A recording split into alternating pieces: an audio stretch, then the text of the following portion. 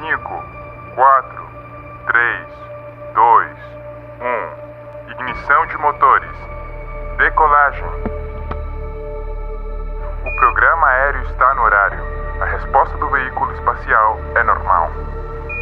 O voo é tranquilo. Pouquíssimas turbulências.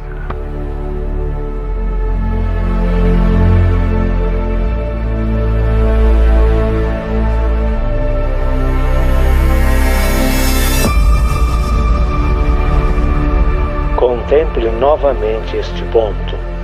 É aqui, é o nosso lar, somos nós.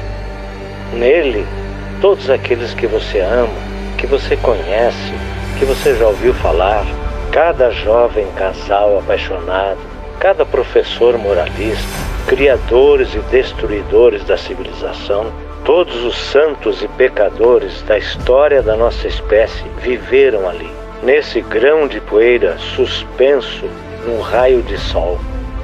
Talvez não exista maior comprovação da loucura das vaidades humanas do que esta distante imagem do nosso minúsculo mundo. Viaje no tempo para descobrir como os eventos da história do nosso mundo sugerem que não estamos sozinhos no universo e que o nosso pálido ponto azul tem um propósito.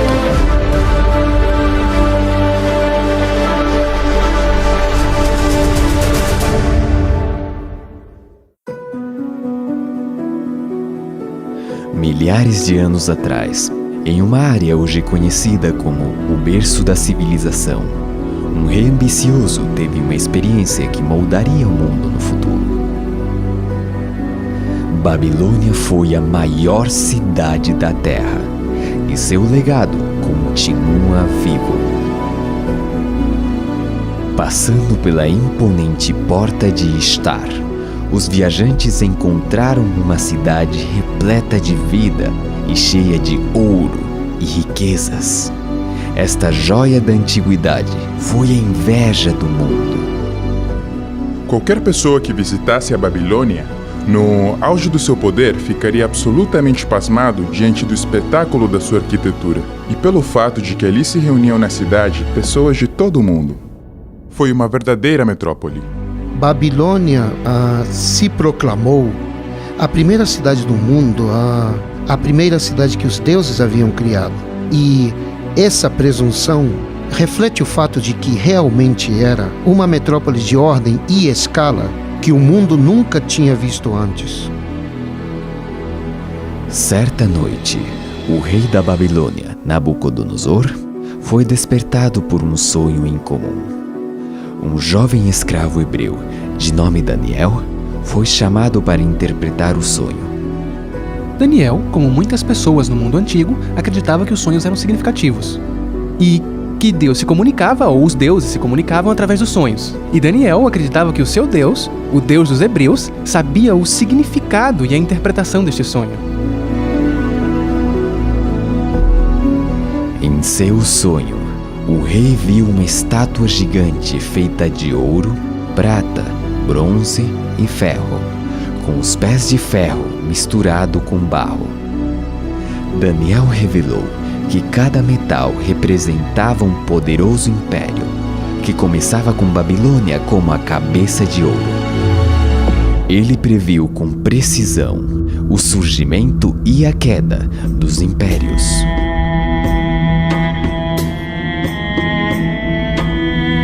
Mas que evidência há de que Daniel escreveu sobre estes eventos antes deles acontecerem? Os manuscritos do Mar Morto contêm seções do livro de Daniel e são datados do século II a.C. O historiador judeu Joséfo conta que os escritos de Daniel foram apresentados a Alexandre o Grande quando visitou Jerusalém no século IV a.C. E os estudiosos têm demonstrado que o aramaico usado no livro de Daniel se encaixa perfeitamente ao aramaico do VI século a.C. A primeira vez que ouvi falar sobre este sonho, devo admitir que estava cético. Me refiro a que É difícil acreditar que mais de 2000 anos de história humana foram antecipadamente relatadas num sonho de somente 150 palavras. E eu fui confrontado com a ideia de que ou estamos lidando com algo que poderia ser uma farsa, uma mentira, ou algo sobrenatural está em jogo. Daniel havia predito que um império representado pelo peito e braços de prata se levantaria para conquistar Babilônia. No auge do domínio babilônico, Daniel predisse que se levantaria um reino inferior.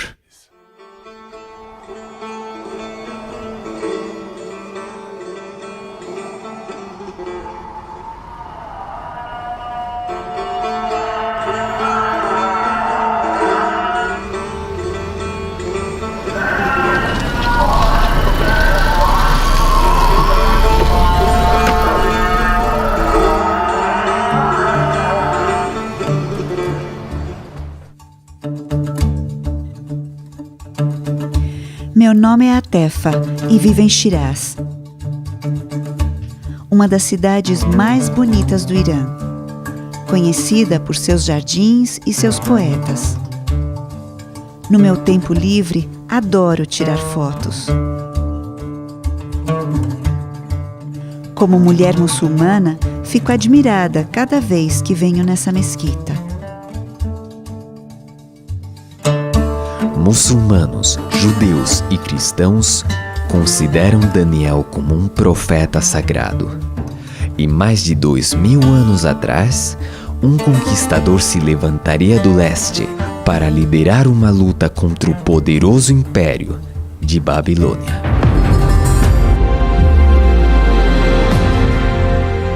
Por alguns anos antes da queda de Babilônia, os babilônios sabiam que o rei do que eles chamavam Parso ou Pérsia, um homem chamado Ciro, estava conquistando grandes partes do mundo além das suas fronteiras. Depois de se unir com seus vizinhos, os medos, Ciro liderou os 2 exércitos em uma série de vitórias famosas, consolidando seu nome como uma estrela em ascensão.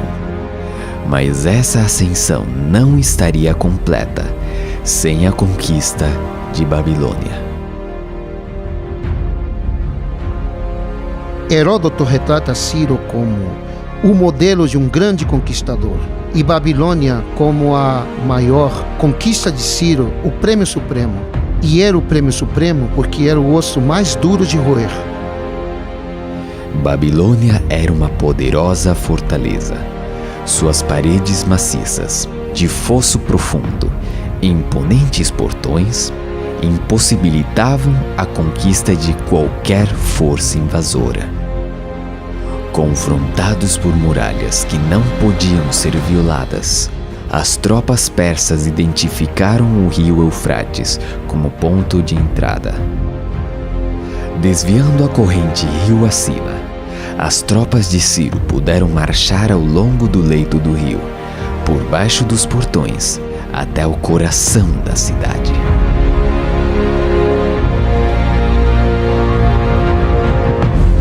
As muralhas de Babilônia pareciam inexpugnáveis a qualquer força invasora.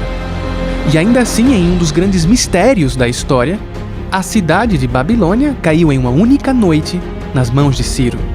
E só então, quando Ciro tomou Babilônia, é que o rei da Pérsia pôde se chamar de o rei do mundo.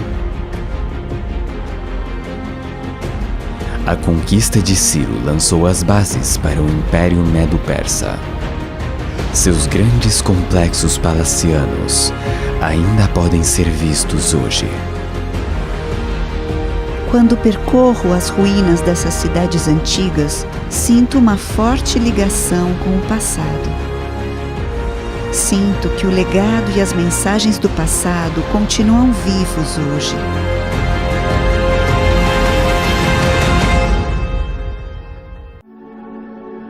Depois de conquistar o que parecia ser o mundo inteiro, Ciro morreu em batalha.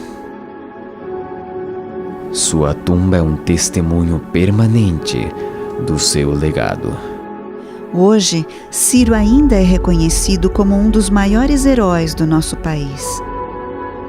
O império que ele criou foi construído sobre a base do respeito pelos outros e um desejo de paz permanente. Eu acho que é algo que todos nós queremos.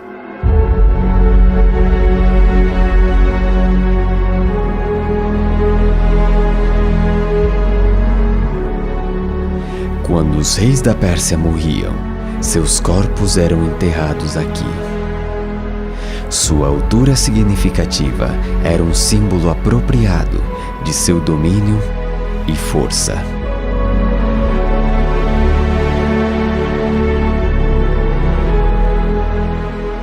Mas há uma tumba inacabada neste lugar. O último rei persa estava apenas começando o seu reinado, quando se deparou com um agente da profecia de Daniel.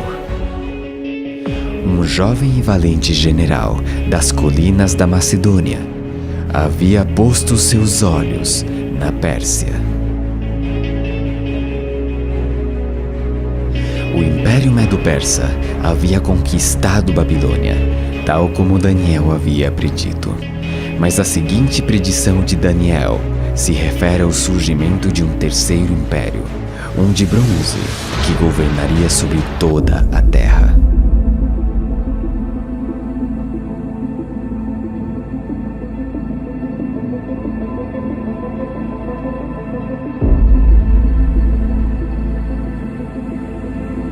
Escalar aqui é uma espécie de tradição que passa de pai para filho. Temos rotas fáceis, com rochas pequenas, mas também temos as rochas grandes. A mais alta tem 250 metros. Sentimos medo ao escalar, mas é assim que se desfruta mais. Antes de subir, costumo respirar profundamente. É tranquilo lá em cima. Dá para sentir a solidão.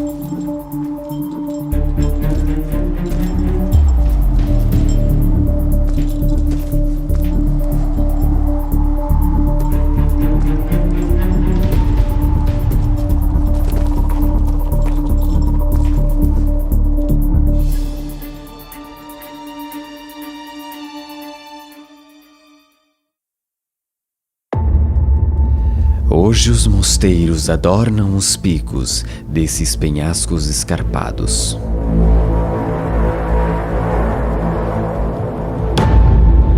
No século XIV, um monge solitário chamado Varlan escalou essas rochas íngremes para construir um mosteiro. Sob o olhar atento de um monge, existe uma pintura representando uma figura-chave da linha do tempo de Daniel: Alexandre o Grande.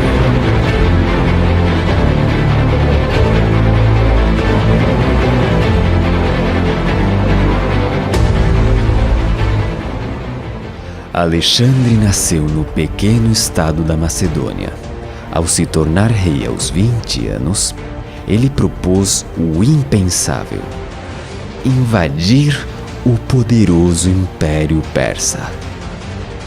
As primeiras vitórias encheram Alexandre de confiança, mas seria a planície empoeirada de Gaugamela onde Alexandre arriscaria tudo.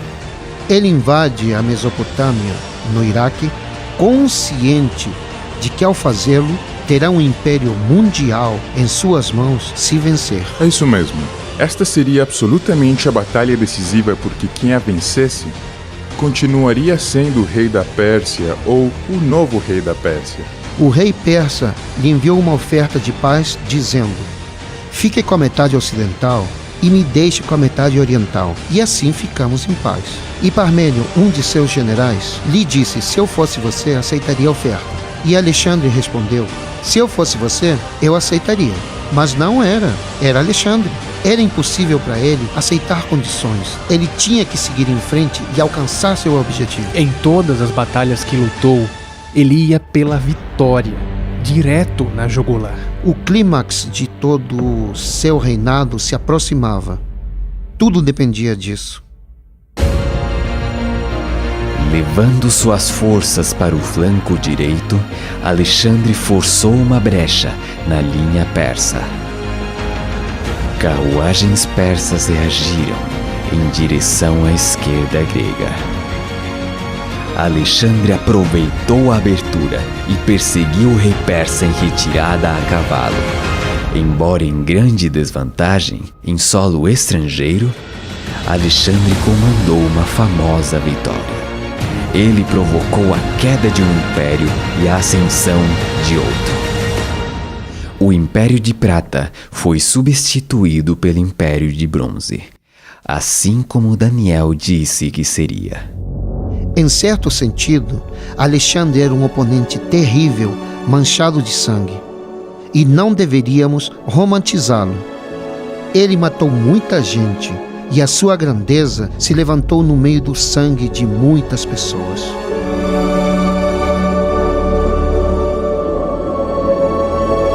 Alexandre se estabeleceria em Babilônia, no antigo palácio do rei Nabucodonosor.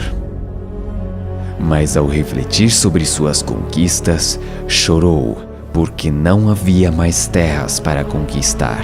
Alexandre estava literalmente fazendo história. Ele marca a transição de uma era para outra.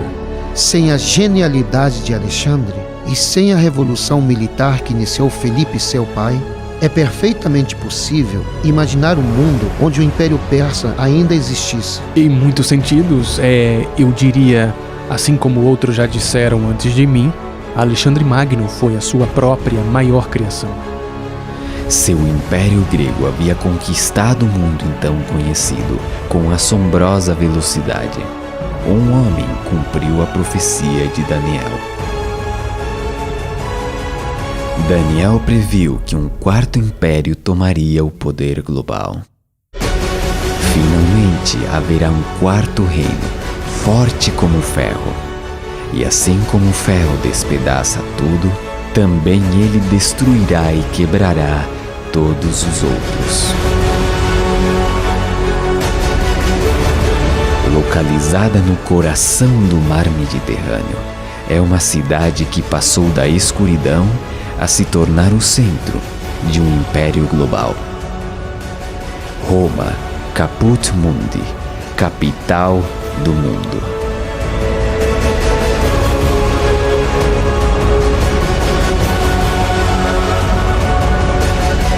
As maravilhas arquitetônicas continuam de pé, símbolos permanentes de força e ambição.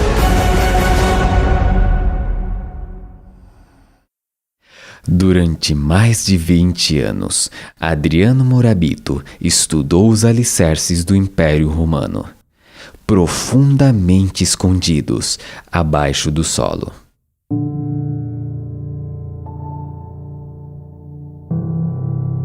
Muitas pessoas vêm a Roma para visitar o que está acima do solo, mas há muito mais abaixo da terra. Roma era uma mega cidade do passado.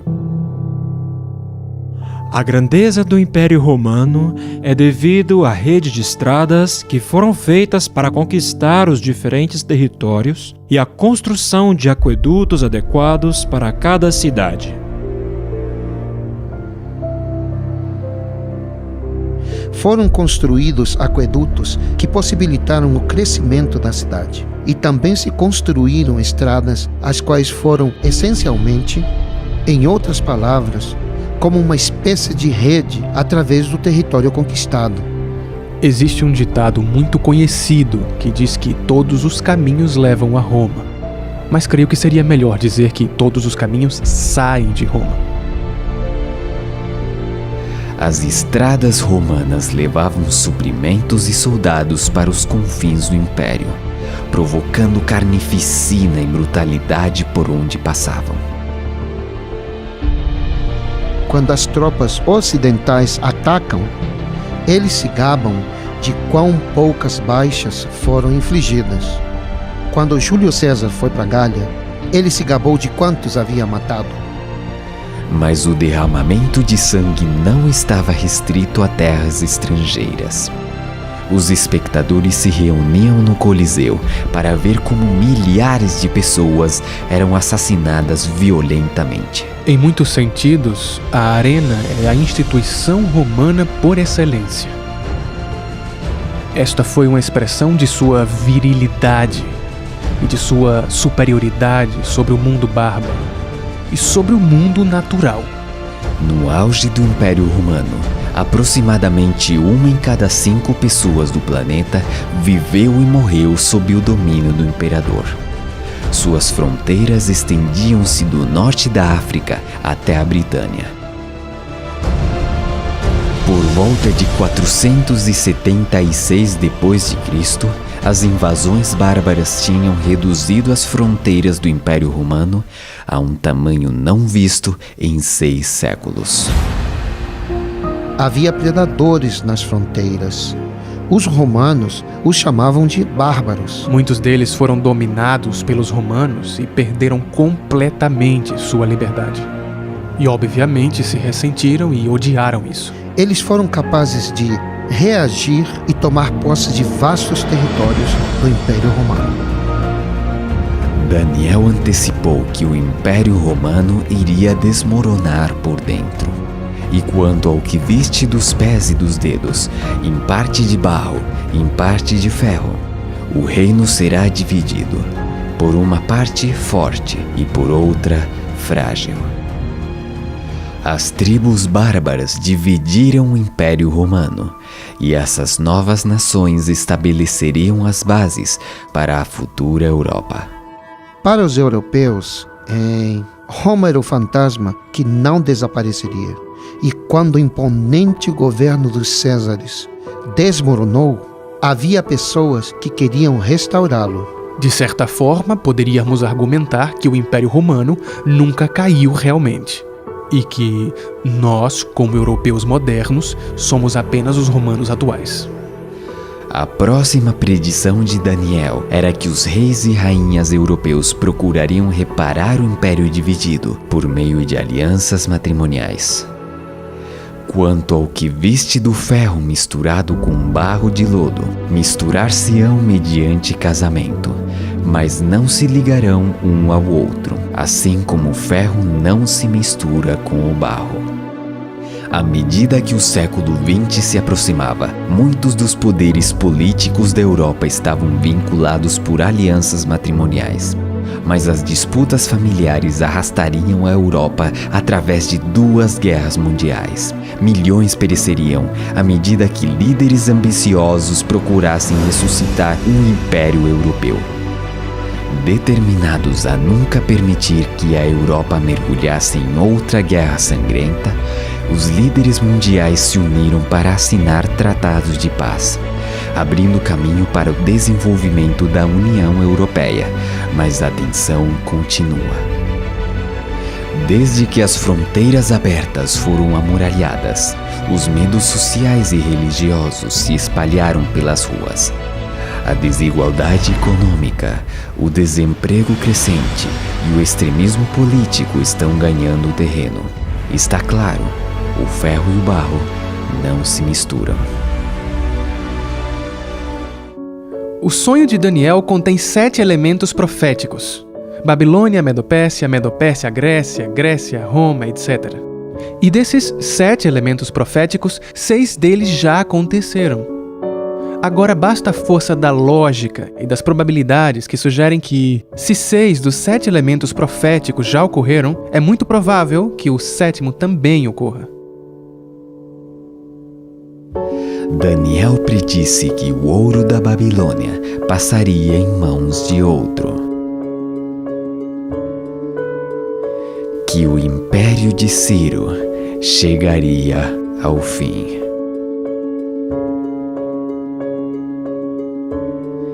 Que o egoísmo e a cobiça dos impérios do homem nunca poderiam ter sucesso. Que a força e a brutalidade do Império Romano encontrariam seu rival. Que suas fronteiras se fragmentariam, que seriam divididos internamente, e que os esforços para unir-se contra a palavra de Deus continuamente fracassariam. O elemento profético final é uma pedra cortada sem o auxílio de mãos. Essa é a maneira que Daniel expressa uma intervenção sobrenatural que golpearia a imagem nos pés de ferro e barro. Isso significaria o fim de todos os reinos terrestres e que Deus estabeleceria finalmente seu próprio reino eterno. Hoje, o nosso pálido ponto azul está posicionado no final da linha do tempo de Daniel. Ele antecipou que durante o tempo da Europa moderna, Deus retornaria à Terra para estabelecer seu reino eterno.